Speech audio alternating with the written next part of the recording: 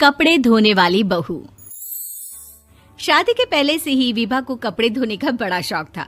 कभी नल के नीचे तो कभी तालाब के पास। अरे मेरी नीली वाली लुंगी नहीं दिख रही है।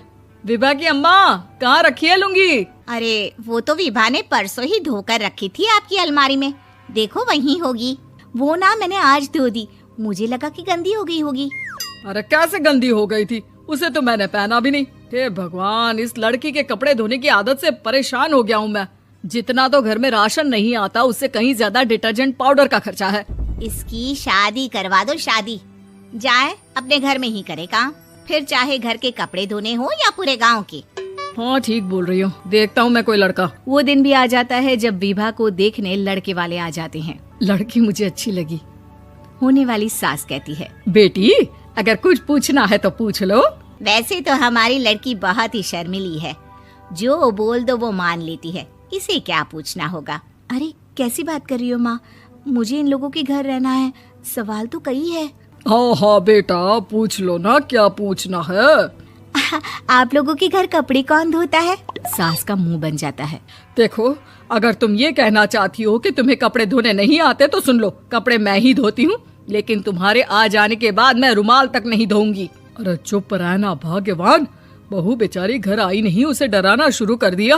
वो क्या है ना बिटिया, अभी तक तो ये कल्लू की माँ ही धोती थी, लेकिन अब तुम्हारे पापा तो दहेज में वॉशिंग मशीन देंगे ही। तभी विभा की माँ बोल पड़ती है, सवाल भी पूछा तो क्या। वैसे भाई साहब, मशीन की तो फिर भी कपड़े धोने की कैपेसिटी होती है। मतलब जो बिटिया दे रहे हैं ना विभा, इसे कपड़े धोने का बहुत शौक है। ये आप लोगों के क्या, आस पड़ोस गांव मोहल्ले सबके कपड़े धो दे और उफ तक ना करे।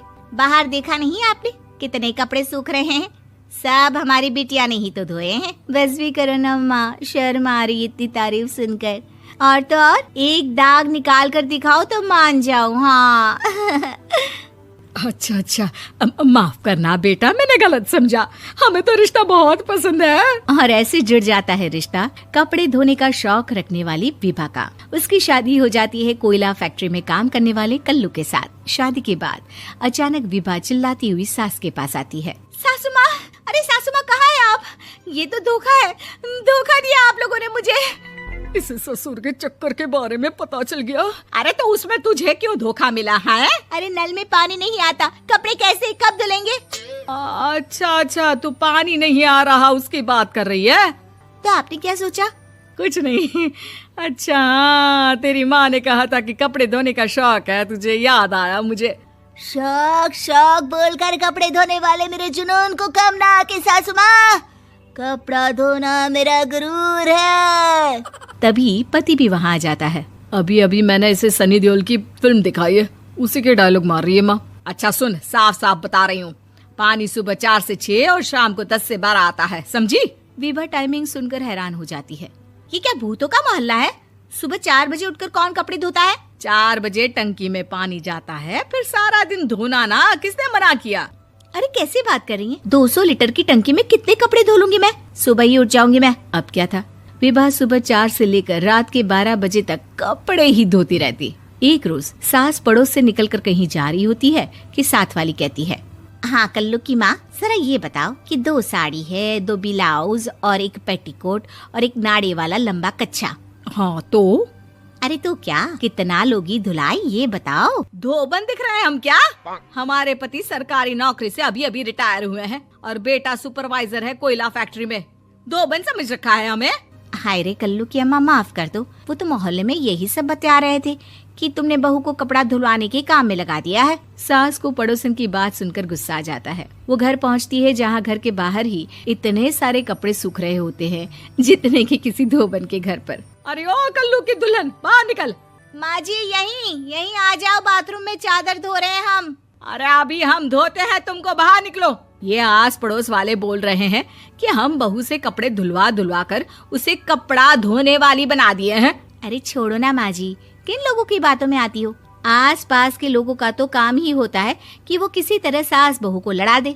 बहू सारे घर के कपड़े धोती है, ये क्या कम है? बोलिए। सास को भी लग जाता है कि वो बहू का ये सनकीपन नहीं छुड़वा सकती, इससे अच्छा है कि खुद ही चुप हो जाए।